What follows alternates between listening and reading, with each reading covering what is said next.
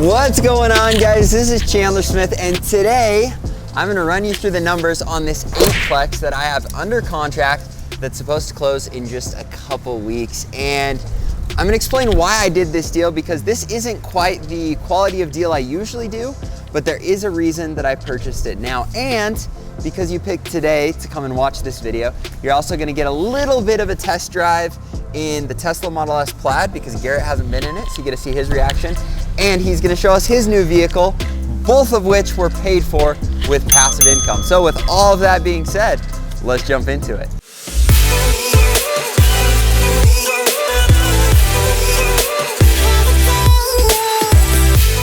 One thing I want to point out, one of the themes for your channel lately has been that you buy B-class real estate. I'm just gonna say, C+. I don't think this is C+. Actually, I'd go so far as to say, I'll guarantee this is C+. It's C+. No. Have you ever gotten a C+? I don't think the entire town of Blackfoot is even C+. Blackfoot people, we're sorry. We don't mean it. We're from Idaho Falls, your upper class older brothers. So this is a chance to make fun of Garrett a little bit, because he did purchase a gold chain. So did you. I'm not wearing mine. You're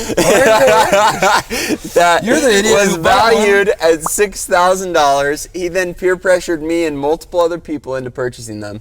But he paid $3,000 for his, 50% off, but still 50% more, actually 100% more than the rest of us paid. Yeah, so. But you're the idiot who bought one and then doesn't wear it. Let's see it.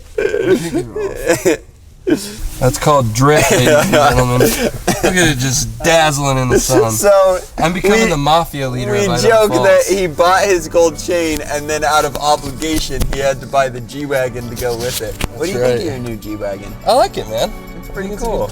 No, I don't want to go fast. Dude. I haven't eaten breakfast. I'm hungry. This is not fast. This is like unsafe. No. That's what this is. I don't want to go fast till we get on the freeway, so. So how fast did you go on the way here? Tell us. Oh my gosh. You shouldn't do that with the windows down. You're gonna suck my soul out the window. Oh, that doesn't feel very good. No, it's actually not safe. Wow, that's like a rocket at the lagoon. Yeah. At Laguna Amusement Park. Dude, I hope we get pulled over by Jody or Taylor. Wouldn't that Oh, my innards. It feels like my spleen is gonna rupture when you do that. Oh, stop! That car was at a standstill. It's pretty cool, right? Yeah, it's pretty cool. It's definitely a different... it is fast. It is zippy. The G-Wagon, when you roll up in a G-Wagon, everyone just knows. That's true. All right, we got to talk about the property before we go. And guys, I apologize. We're filming in the car because the wind is absolutely horrific. Yeah, we're in Blackfoot. What do you expect? So here's the story behind purchasing this property. The government makes you pay taxes, and there's certain ways to legally defer those taxes so you don't have to pay them this year, and technically you can defer them till the day that you die, so that you leave them with your kids, or you teach your kids how to defer them as well. And one of the great ways to defer taxes is being a real estate professional, which I consider myself, and then buying real estate and accelerating the depreciation with something called cost segregation. Now, what cost segregation is it gives you the ability to break down the property and depreciate it based on a 1-year, a 3-year, or 5-year schedule. So instead of depreciating the whole purchase price of the property, you take the purchase price of the property, you separate what's land and what's property, and then you break down the whole property and you say, all right, this depreciates in 5 years, 10 years, 3 years, 1 year, and that gives you the ability to depreciate it really quickly. There's also something called bonus depreciation that I'm not going to jump into, but essentially by using cost segregation, I have the ability to really accelerate my depreciation. Did you say accelerate? Yeah. So, what I'm getting at with this property is it's going to land, best case scenario, like a 12% cash on cash return. More realistically, probably a 10%. And the reason for that or the reason I'm buying it when historically I've bought a little bit more of home run deals, is I really need the depreciation before the end of the year, because the rental properties have done really well, they've cash flowed really well, and we need to purchase more so that we have depreciation to use against that income. Now, I'm not justifying a bad deal. I still have told you I would not ever buy a deal below a 10% cash on cash return. However, this one is right there, and there's not really a ton of value add opportunity on this deal. I'm gonna run you through it, but essentially, it was a relationship I had with another real estate investor in town. He worked me a good deal on it, but he's already gotten rents pretty close to where I think they're at. I do think maybe we can get another $50 per unit once these leases are up, and that's what would put us up to that more 12% cash on cash return, and we'll run you through the numbers now. Also, the chains. You make them seem like it was all my idea. Chandler actually bought his chain before I bought mine. That is not true at No, all. that is true. You know I was peer pressured into it. By my brother, but I bought mine last. Yeah, and then you were stuck with the most expensive one. Well, I'm a big guy. If I had a little thin chain, it wouldn't look very good on me. True. So here's the story behind this property. It's a little less windy over here. The thing that's kind of cool about this property is the person I purchased it from is actually a real estate investor and kind of a buddy. He actually lives in my new neighborhood. What he did with this property though is he, I'm sure, picked it up for an absolute steal. He went in and he actually converted every one of them from a 1-bedroom to a 2-bedroom. Oh yeah. So he took the living room, cut it in half, and made it a small bedroom. Now it's a small bedroom, but if you are, you know, a small new family that has a kid and you want a bedroom and then a baby room, it's perfect for that. So it's very convenient, it adds a lot of value, but we still are able to be one of the cheapest 2-bedroom apartments that you can get your hands on here in Blackfoot that still is pretty quality after the renovation. So I've got a couple clips from when we did our inspection. Overall, the inspection went really well. I do think that I need to replace the stairs pretty soon because those look like they're a little damaged. There were a couple other things with a couple leaks and whatnot, but overall, after doing the renovation, they actually look really clean. Unfortunately, there are 1 or 2 tenants that haven't taken the greatest care of them, even though they're new renovations, but they're paying their rent and we'll have to deal with that when it comes. So we'll take you on an exterior tour, but the big thing I wanted to share with you is I'm still gonna get, the sirens have been happening a lot. Yeah. C minus. The big thing is this was a value add property. I just wasn't the one that added value. There's maybe a little more wiggle room with the rents, but I'm lucky that I still got a decent deal that we'll run through in Garrett's G-Wagon so you can see the numbers that made it worth purchasing so that I can also take advantage of those tax benefits. But we'll take you on a little exterior tour. This just gives you a little look. It's a brick building. Pretty straightforward. Stairs are actually going to be a pretty big expense, aren't they? Will you just rebuild them with Trex, or are you going to put metal in? I haven't quite yet decided. Because metal stairs are actually expensive. They are going to be a decent expense, but there's something really cool I did on this deal to make the numbers even better that we're going to show you in the car, too, so that I can also afford it. You stepped in poop? Yes. Okay, let's go. Oh, dude, this is actually really bad. Record Garrett. Look at this. He's standing in his socks.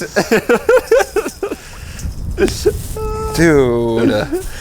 That is not. Oh, that's so gross. Yeah, I agree. So, if you hop onto my rental calculator, I actually have a bunch of properties saved right now, which is a new feature we just added to the calculator. So, if you want to download it, be able to run the numbers very quickly and easily. It's CDS Rental Calculator on the App Store. It's on Android and iOS. But I'm gonna look here. This is my worst case scenario for the property. And here's what we actually did to really manipulate the numbers. Because this is a commercial loan, it's on a 25-year AM, which I was able to work a deal on. Listen to that. Oh, listen to her purr. Here. Very nice, very nice. Here. All right, conservative driving. So, how do you like it, buddy? Just make sure you don't get us in a wreck. I really enjoy my life. So, on this property, they actually had agreed to come down to $630,000 for the property. But because he was a fellow investor, there are multiple ways that you can make the deal make sense. by manipulating financing and terms and all of that. So what we actually did is we knew that the market was high, especially for an 8-unit complex. And so we did the purchase price at $700,000. That lady totally bailed onto her lawn just because she saw how sketchy you were.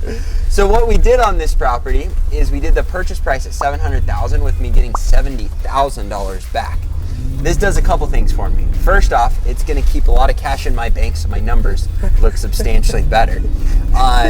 The stairs don't need to be repaired right away, but I probably need to do them in the next 1 to 2 years, or at least some of them.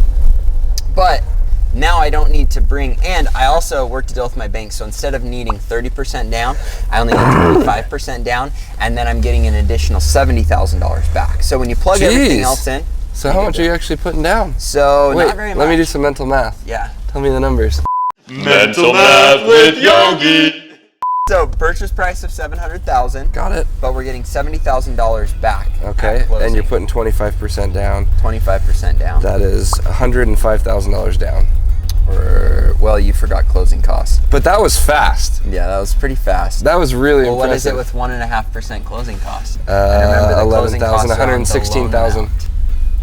They're on the loan. Oh, you finance those in? Well, no. So the closing costs are based on the amount that you finance, not on the purchase oh, price. yeah. So then it's because you financed $595, right? So it would be about $7,500. So about $112,500 out of pocket. Hey, that's pretty good. It was $112,875. I'm freaking good, dude. So if anyone wants to play me in chess, to be able to purchase, swipe up. To be able to purchase 8 units, I'm only going to need to come up with $112,000, which is actually pretty insane when you run the numbers on that. And I'll show you the rents I'm renting it at.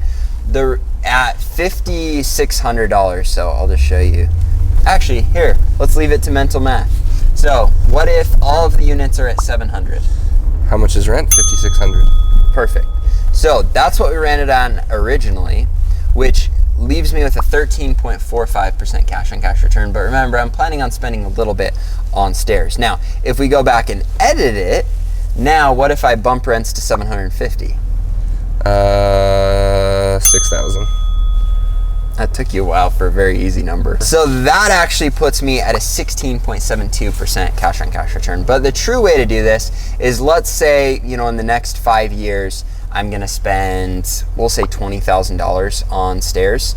And this is a guesstimate because we'll see what, some of the stairs are better than others.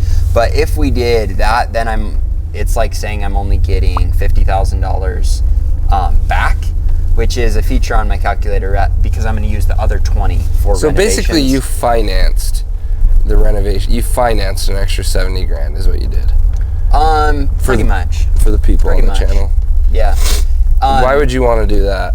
Maybe you want to talk about this right now? Yeah, no, that's a great question. The reason this helps you so much is, let me show you. So if we have a purchase price of $630 with $5,600, that actually lowers my cash on cash return to only 11%. Now, if you remember, it was higher than that before, and the reason for that is it's the same deal, but I'm having to bring less money to closing, and the less money I have to bring to closing, the higher return I can get on that money. So I have more finance, but debt is so extremely cheap right now that having it financed and putting it into your monthly payment, it's actually increasing my cash flow. Now, some people don't agree with this strategy because they want to pay off the property as soon as they can.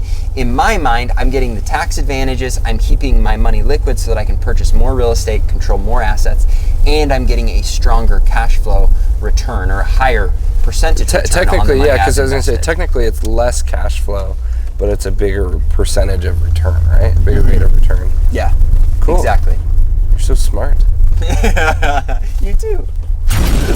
So if I do best case scenario with this and I can increase rents $50 and I'm getting the $70,000 back and I'm not using any of that for renovations, because this first year that's kind of how it's going to be, technically this is putting me at like a 16% cash on cash return, which is actually pretty freaking good. Now, one other friendly thing to note, This is something that I added to the rental calculator that I think is really cool, but it wasn't worth making a video about because other people probably won't think it's that cool. And that is that you can now make numbers negative. So instead of plugging in a number for cost to make rent ready, if you're having to come up with money out of pocket, you can now make that negative for when you get money back at closing, which helps manipulate these numbers so you can see your true return if that money isn't actually going towards renovations. So this deal, yes, it's going to be very beneficial for taxes, but overall, even though I kind of talked it down because of the way we manipulated financing, I'm actually pretty pumped with the return we're going to get on our investment and the small amount of money we're investing to take ownership of this.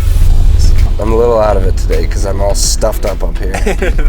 And I'm going to get out of his car as soon as possible because I don't want to be all stuffed up. So if you guys enjoyed this video, make sure you remember to follow Yogi on Instagram. And smash the like button, subscribe to the channel, hit the little bell. One of my biggest goals in life is to have more Instagram followers than Chandler.